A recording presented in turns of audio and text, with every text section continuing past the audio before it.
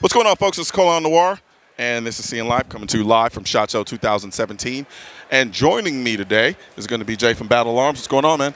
Not much. We're just introducing some of our new products, some of the new things we've been developing over the course of the year. Okay. First, let's start out with, obviously, the 300. That is some sexy hardware. So this is built on our flagship monolithic lower receiver. It's a PDW style.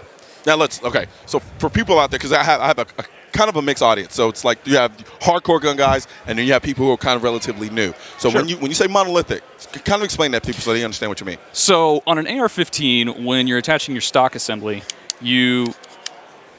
most setups, you have your receiver extension, so this buffer tube, and then you've got either a castle nut and an end plate. Okay. With a monolithic, this entire housing is machined as one part of the lower receiver itself. Gotcha. What that did was help to, one, decrease the weight of the system itself, but also increase the overall strength of the receiver as a complete rifle, as a complete gun. Right now, with this system, it is currently the shortest system on the market that you can still use a full-size M16 bolt carrier group with. Let me just pull it out here. God, that's a good looking. So what we did was we redesigned the buffer to get extra compression so that you get the full travel on the bolt with its strokes, that you get full ejection, full lock back, but with that ultra compact. With that ultra compact. Gotcha. With the PDW collapse stock. Yep, that PDW stock. So why did y'all decide to go with the PDW stock as opposed to the more traditional stock? Well, the thing with the 300 Blackout is it's meant for a short package. It's meant to be that. It's meant to be that short. A lot of firepower in a miniature. In a miniature package.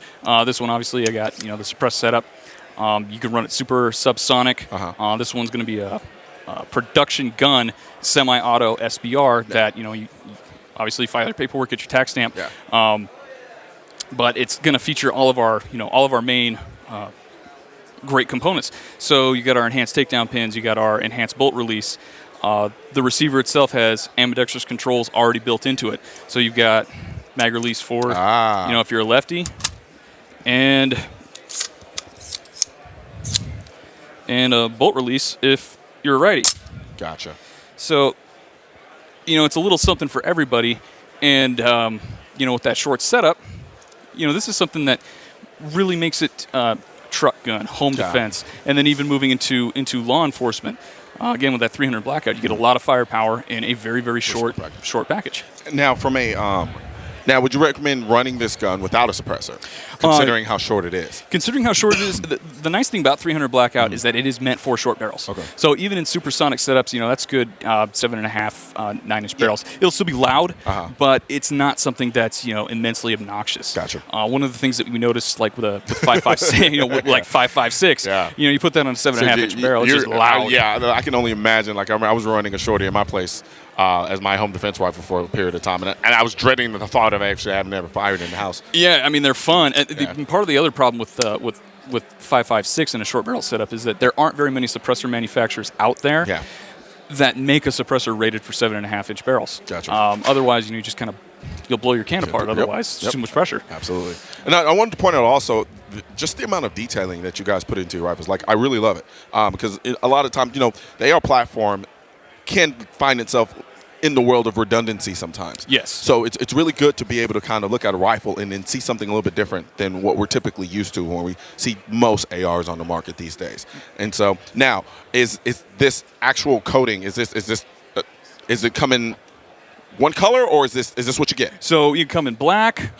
This is one that we custom Cerakoted for the show. I actually did all the artwork on this. Okay, so this is a custom job. Yeah, this one's a custom job, but we do this in-house. Okay. So we got our in-house Cerakote set up. Basically, it's right now, as far as production guns, we don't have a specific catalog where it's like, hey, this is going to be one of the first that's actually going to be, Battle Arms production rifle, 300 Blackout, 7.5-inch barrel, off the shelf, ready to go. But right now, we're still kind of getting that set up.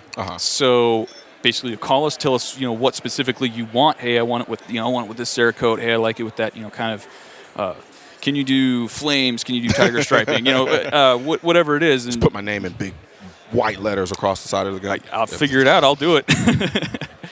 No, okay. Now, what are we looking at in terms of pricing on something like this? Starting for a basic black rifle, obviously without the suppressor, it's $24.99. Okay, is going to be our starting MSRP. And then basically the sky's the limit moving up from there. But we can set up with the suppressor. Right now we actually have a really good working relationship with Gemtech. They they set us up with a lot of their display guns and display cans and things like that. So they've been very, very helpful in our development process and into getting a short package and getting this running and functioning right out of the box. Gotcha. All right. So let's move on to some of these other. Moving on, so this one is actually our lightest production AR. We've had this at multiple shows. It does fire full power 223 5.56, but it only weighs 3.9 pounds. Yikes. It feels like a toy. Yeah, it really does. But it's also got its own special recoil system that makes it so the muzzle doesn't move, and it feels like you're shooting a 22 long rifle. And how did you manage that? I can't give away some secrets. I can't give away all the secrets. But I mean, that one is essentially the race gun. Okay. It's you've got your workhorse and then you got your Ferrari. Okay. So so everything here is designed. So in many ways, it's kind of a lot like how do you say? I'm trying to think of. I'm a car guy, so I think of car analogies.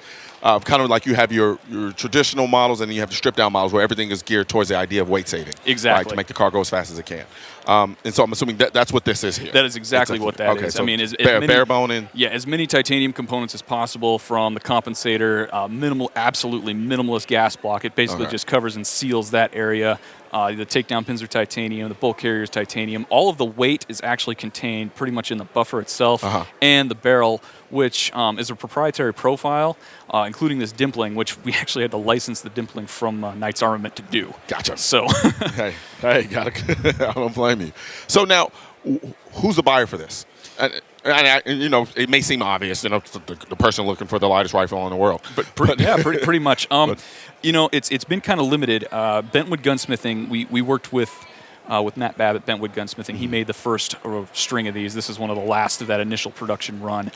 We've been just basically keeping it as a safe queen and show house. It's like, hey, we made these receivers for this, the lightest AR. This is how, if you really want to go light, this is the way to go. This is how light you can go. Okay. This is the absolute extreme, but if you want to go light, this is how light you can do it. And like you said, it doesn't recoil very much because I look at this gun and I'm like, yeah, it's incredibly light, but I'm like, God, this must be a pain to shoot.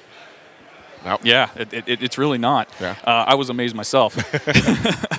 Yeah, no, this thing is incredibly light. Wow, this is crazy. Well, because most light guns, most race guns, competition rifles, a lot of those, their recoil systems and things are tuned for lighter, hand loads. Gotcha. Things that are meant to keep the muzzle on target, but you're only shooting at short range, 20, 25 yard matches really, really fast, so you don't need high speed bullets and ammunition. It's just something that's going to hit the steel and call it a day. Then call it a day. Okay.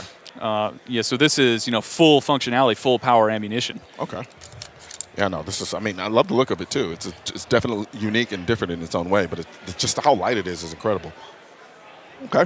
All right. So now let's talk about what we got here. All right, so this last one, this is just basically a demonstration mock-up right now, but we wanted to let the people of California know that, as soon as we started hearing about all the legislation things that were changing there, that they weren't forgotten. That we were gonna figure out a way to help them and to keep them involved in the sport.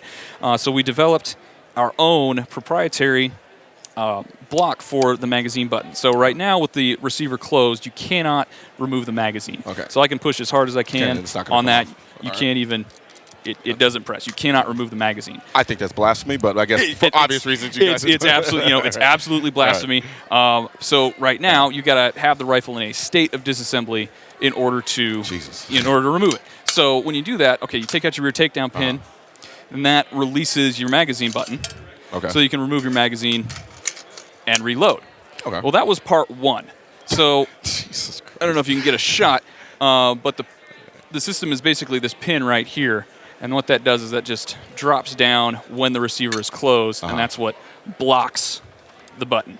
So step two was, how do we make it so that a person doesn't have to come off of their sight picture and actually reload like a mostly normal operator would. Yeah, mostly normal being the operative word, right? It still has a little bit different manual of arms, but you can still do it in such a way where you're no longer having to fumble with your entire upper receiver shotgunning open and flinging your bolt carrier out or something like that. I got to be honest with you. I'm listening to you talk about all the features that you've done to this gun to make it California compliant, and I'm getting mad.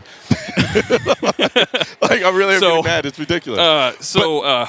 We designed this pin, this rear takedown pin, to have 2 settings. So you've got your takedown version, so you can open it up, get your bolt carrier out, clean it like you normally would. And then we have a reload setting so that, bang, bang, bang, done. And as you apply pressure to your mag release, you just pull out the pin, drops, but it only opens just enough to drop the mag. So, but it's also high enough to where it misaligns the bolt carrier group, so that if you, let's say you accidentally hit the trigger and it drops, it's going to hit. It hits the bottom of the bolt carrier, but not the firing pin, so it cannot fire. Okay. Gotcha. Hey, I mean, considering the state in which a lot of the people in California are in with respect to firearms, I got to say, I mean, I got to applaud you for at least you guys taking the time out to come up with something that makes them have some semblance of a normal shooting experience when it comes to shooting an AR. A lot of it, and the idea behind even the plunger system is there's a bunch of retailers and distributors and manufacturers that all now have inventory in California that they can't sell. Yeah. And this is something that we can actually do OEM to base. We can retrofit into their completed rifles, completed little receivers, and make it so that you can sell your inventory again. You can get it out the door. Okay, that's awesome, man. And so what was the biggest motivation for coming up with something that would be California compliant? Because a lot of people just kind of leave them to the wind and say, hey, sorry, sucks, but hey. I think, and that's part of it, is the number of people that actually leave them to the wind, and they don't realize how many people live in California that, and as easy as it is to say, well, they should just move out of California. Yeah. That really is a lot easier said than done. Yeah, exactly. You can't just uproot a family if you have family, get rid of your job and just go, Yeah, where do I go? Yeah. I'm like, hey, look, if you're in a position to do it, by all means, and you want to leave. That's great. I applaud you. However, I think the notion of just move, and that's kind of our suggestion to people who are out in California. I think that's doing a disservice for a lot of people out there. Yeah, and what it does is it kind of creates a sort of elitist very much mentality within the firearms community. It's like, oh, well, you're in California. Like, nana, boo boo, we have gun rights, you don't. Yeah, exactly. Absolutely. So, but no, man, it was a pleasure, man. I enjoy looking at all of these beautiful looking pieces of machinery. Well, you let me know if you want me to build you one. I can do it. Yeah, I'm gonna have to check my bank account, see the way my checking account is set up. But we'll find out. For sure. Absolutely. Thank you very much, Jay. Thank you for your time. It was a pleasure. And we'll be back.